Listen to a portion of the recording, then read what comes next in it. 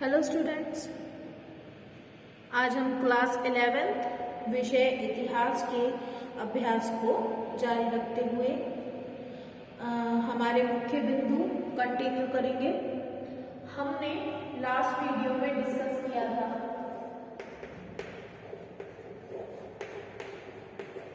अभ्यास 4 के बारे में।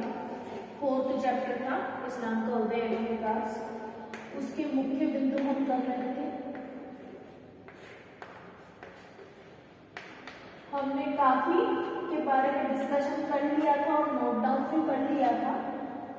अभी जो बचा हुए इसके पॉइंट्स हैं वो डिस्कस करेंगे और लिखेंगे अपन आज की क्लास में।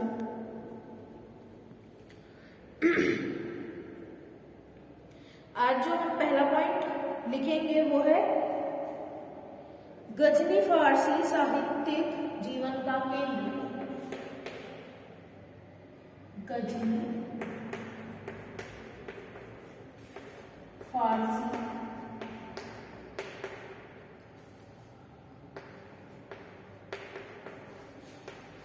साहित्यिक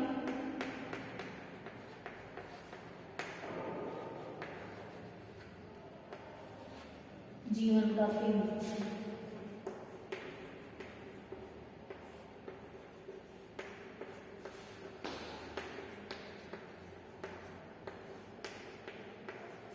इस टॉपिक में ये डिस्कस करेंगे कि किस प्रकार से इस्लाम से संबंधित क्षेत्र गजनी फारसी साहित्य का केंद्र बना। फारसी क्या लैंग्वेज है और साहित्य मतलब लिखित सामग्री।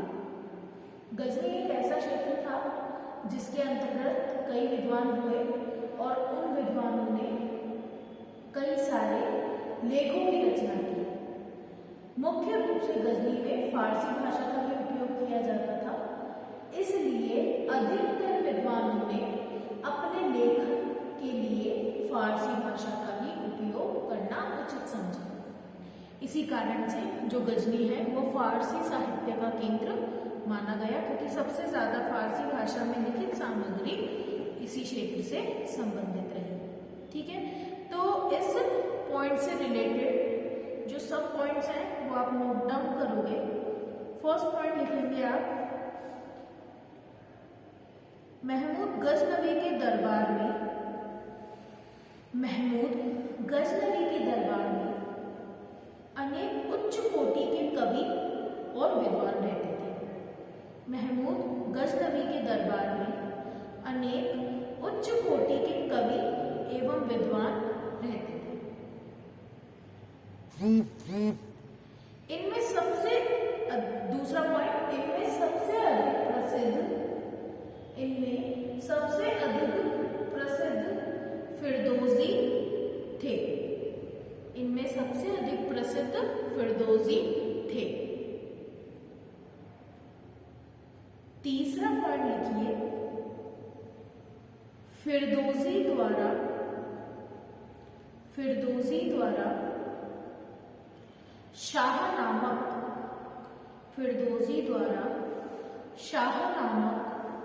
पुस्तक की रचना की गई। फिरदौसी द्वारा शाह नामक पुस्तक की रचना की गई। अगला पॉइंट लिखिए, गजनी में अनेकों विद्वान साहित्यकार हुए। गजनी में अनेकों विद्वान साहित्यकार हुए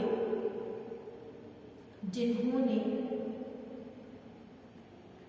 फारसी भाषा में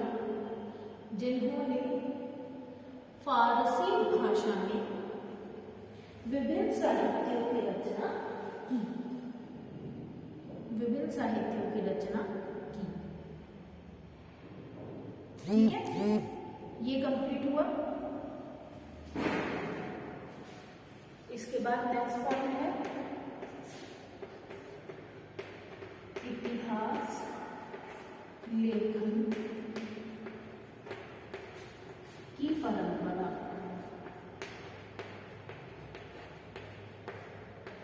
इतिहास लेखन की परंपरा।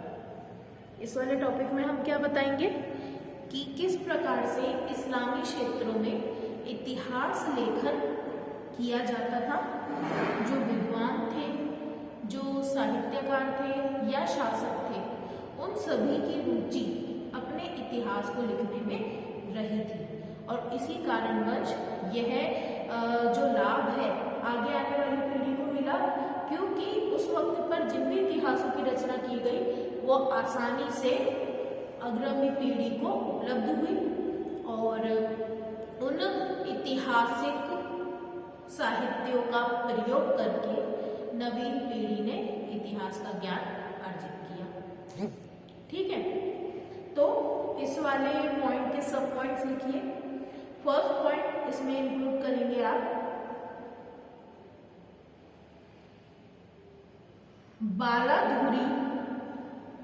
बालाधुरी के साहित्य अंसब अल अशरफ। बालाधुरी के साहित्य अंसब अल अशरफ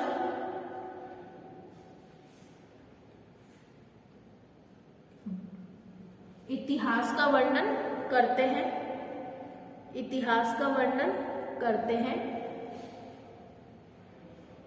पॉइंट नंबर 2, ताबरी की साहित्यिक रचना तारिक अल रसूल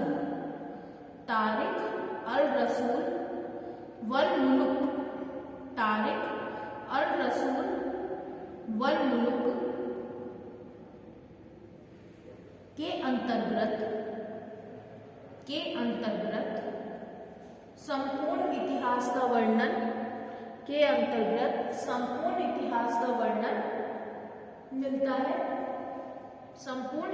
का वर्णन मिलता है।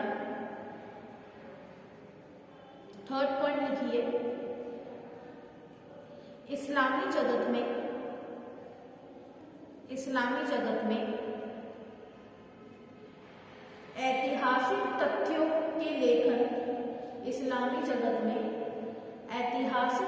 के लेखन की परंपरा स्थापित रही,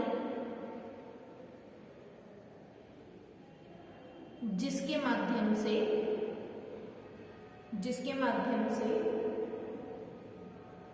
अग्रिम समाज को ऐतिहासिक जानकारियां प्राप्त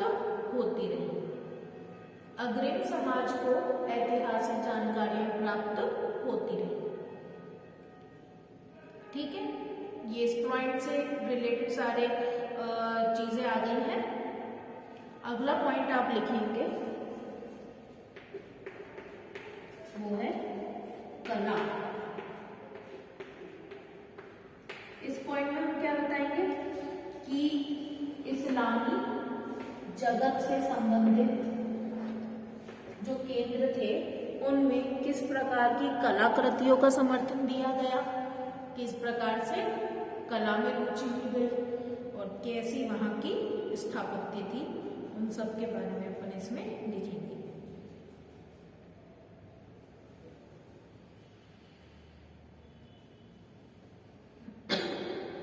सबसे पहला पॉइंट लिखिए, स्पेन से मध्य एशिया तक फैली हुई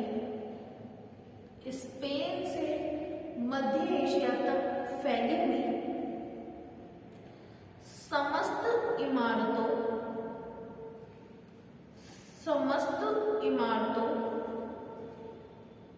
का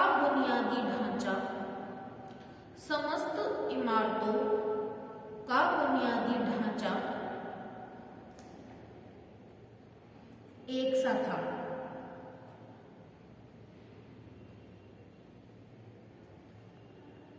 पॉइंट सेकेंड, इस्लामी जगत की इमारतों में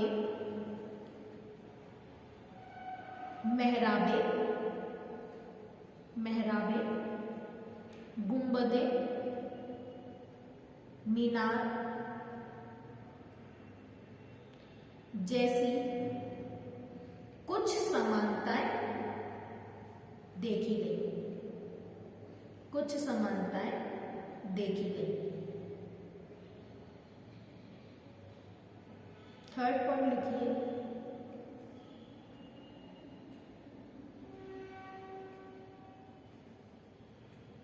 मस्जिद में एक खुला प्रांगण,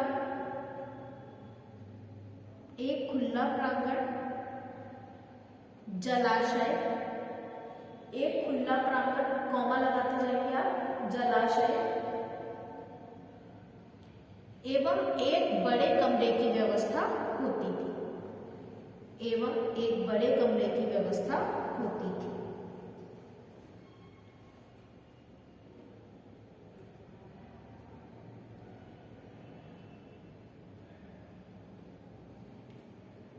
और लास्ट पॉइंट लिखिए, इमारत में एक मीनार जुड़ी होती थी। इमारत में एक मीनार जुड़ी हुई होती थी।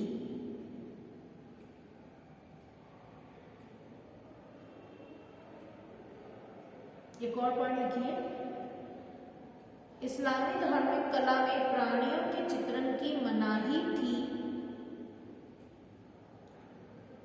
इस्लामी धार्मिक कला में प्राणियों के चित्रण की मनाही थी। इस कारणवश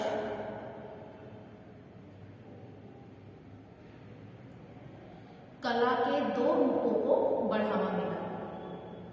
इस कारणवश कला के दो रूपों को बढ़ावा मिला।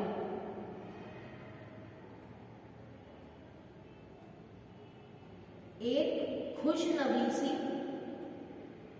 दूसरा अरबेस्क। एक खुशनवीसी, दूसरा अरबेस्क। इसको भी अलग अलग पॉइंट में लिखेंगे। पहले लिखिए खुशनवीसी। खुशनवीसी,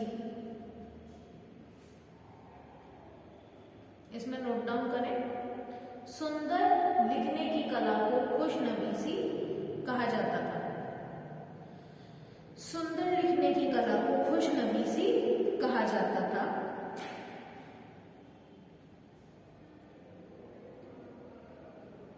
और अगला पॉइंट लिखिए अरबेस्क।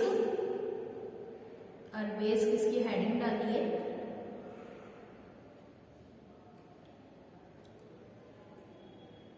ज्यामितीय और वनस्पतीय डिजाइन। ज्यामितीय और वनस्पतीय डिजाइन को अरबेस्क कहा जाता है।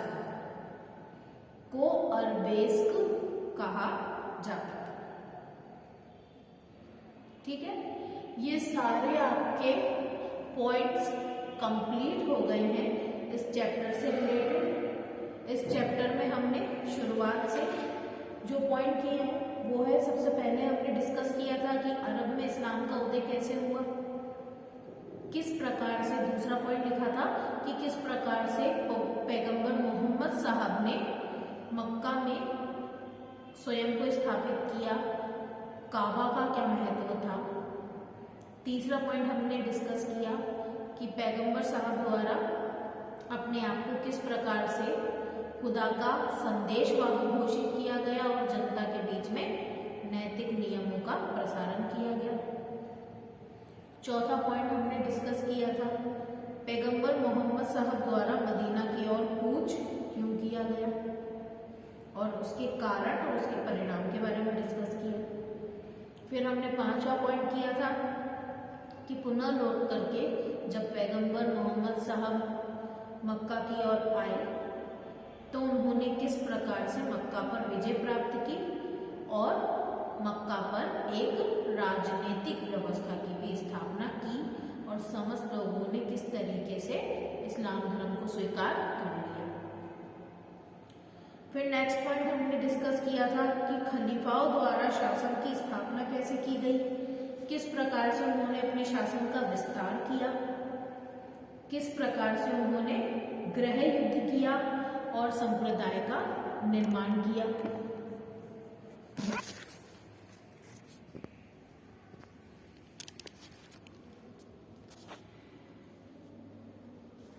फिर हमने डिस्कस किया कि किस तरीके से उमय्यद वंश की स्थापना की गई और उमय्यद वंश के द्वारा राजतंत्र का केंद्रीकरण किया गया।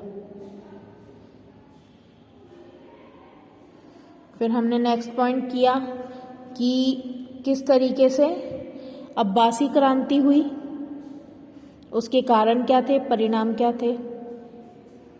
फिर खिलाफत का विघटन हमने पढ़ा कि किस प्रकार से खिलाफत का विघटन हुआ, उसके कारण क्या थे। 10वां पॉइंट हमने किया कि तुर्कों ने सल्तनत की स्थापना कैसे की और इस सल्तनत में किस प्रकार से किन राज्यों को अपने अधिकार में लिया गया। उसके बाद नेक्स्ट पॉइंट हमने किया धर्म युद्ध के बारे में कि किस तरीके से ईसाई धर्म को मानने वाले लोग और मुस्लिम धर्म को मानने वाले लोगों के मध्य में युद्ध हुआ और वो कितनी बार हुआ, कैसे चला, क्या कारण थे, उन सब के बारे में डिस्कस किया। फिर हमने 12वें पॉइंट में डिस्कस किया कि इस्लामी राज्यों की अर्थव्यवस्था किस प्रकार की थी। जैसे कि सबसे पहली चीज़ हमने की कि कृषि जो थी वो इसका प्रमुख केंद्र था। ज़्यादातर लोग कृषि कार्य करते थे, कौन सी चीज़ों को उगाते थे, किनका निर्यात आयात करते थे, वो किया। फिर हमने शहरीकरण के बारे में पढ़ा कि किस प्रकार से इस्लामी राज्यों में शहरों का विस्तार हुआ, शहरों का विकास हुआ। फिर हमने ये पढ़ा कि इस्लामी राज्यों में किन किन चीज़ों का व्यापार किया जाता था, व्यापार के प्रमुख केंद्र कौन से थे, कौन से इसके प्रमुख स्थल थे, व्यापारियों द्वारा आदान प्रदान के लिए किस नियम और किस प्रणाली का उपयोग किया जाता था। फिर हमने 13वां पॉइंट ये किया कि किस तरीके से इस्लामी राज्यों में विद्या और संस्कृति को अपनाया गया, क्या वहाँ के लोग विद्वान थे और किस प्रकार की शिक्षा को ग्रहण करना चाहते थे। फिर 14वां पॉइंट हमने किया जो कि मैंने आपको होमवर्क के लिए दिया था कि सूफी मत क्या है, सूफी मत की स्थापना कैसे हुई, सूफी मत के माध्यम से किस प्रकार से क्या क्या नियम लोगों को अपनाने के लिए निर्देशित किया गया और सूफी का महत्व क्या था इन इस्लामी राज्यों में। 15वें पॉइंट में हमने डिस्कस किया, ये भी मैंने तुम्हें होमवर्क में दिया था कि किस प्रकार से इस्लामी राज्यों में ज्ञान और विज्ञान का विस्तार हुआ, चिकित्सा के सिद्धांत कौन कौन से समझाए गए। चिकित्सा सिद्धांत के नाम से एक पुस्तक भी थी। किस तरीके से गज़लों का समावेश किया, कसीदा का समावेश किया, किस तरीके से लोगों ने अपनी विद्या को सामान्य जनता तक पहुंचाने के लिए गज़ल और कसीदों का सहारा लिया, कविताओं का सहारा लिया। 16वां पॉइंट हमने आज ही किया है, गजनी फारसी साहित्य जीवन का केंद्र किस प्रकार से था। गजनी क्षेत्र ही क्यों ऐसा क्षेत्र था जिसके अंतर्गत सबसे ज़्यादा फारसी भाषा में साहित्यों की रचना की गई। हमने 17वां पॉइंट किया कि किस प्रकार से इस्लामी राज्यों में इतिहास के लेखन की जो परंपरा थी उसका प्रचलन था, किस तरीके से विद्वान इतिहास का लेखन किया करते थे। हमने 18वां पॉइंट किया कि किस तरीके की कला का निर्माण इस्लामी जगत में किया गया, कैसे मीनारें थी, गुंबद थे, कैसी इमारतें थीं, किस प्रकार की मस्जिदें थी, उनका स्ट्रक्चर क्या था। हमने 2 प्रकार की कला के बारे में भी डिस्कस किया, एक था खुशनवीसी जिसे सुंदर लिखने की कला कहा गया और एक था अरबेस्क जो कि ज्यामितीय और वनस्पतीय डिज़ाइन से संबंधित थी। इस प्रकार से हमने पूरे चैप्टर को कुछ ही पॉइंट्स में डिस्क्राइब किया है और इन नोट्स को प्रिपेयर किया है। अब आगे हम अगला चैप्टर कंटिन्यू करेंगे नेक्स्ट वीडियो में, तब तक आपको ये सारा काम कंप्लीट कर लेना है और जो नेक्स्ट चैप्टर है उसे भी पढ़कर रखना है, सारे पॉइंट्स को लर्न करके रहना है और इस चैप्टर से रिलेटेड जो इम्पॉर्टेंट क्वेश्चन है जो कि मैं ऑलरेडी आपको लिखवा चुकी हूँ क्लासेस में, उनको भी आपको लर्न करते ही चलना है। आगे के अभ्यास को अपन नेक्स्ट वीडियो में जारी रखेंगे।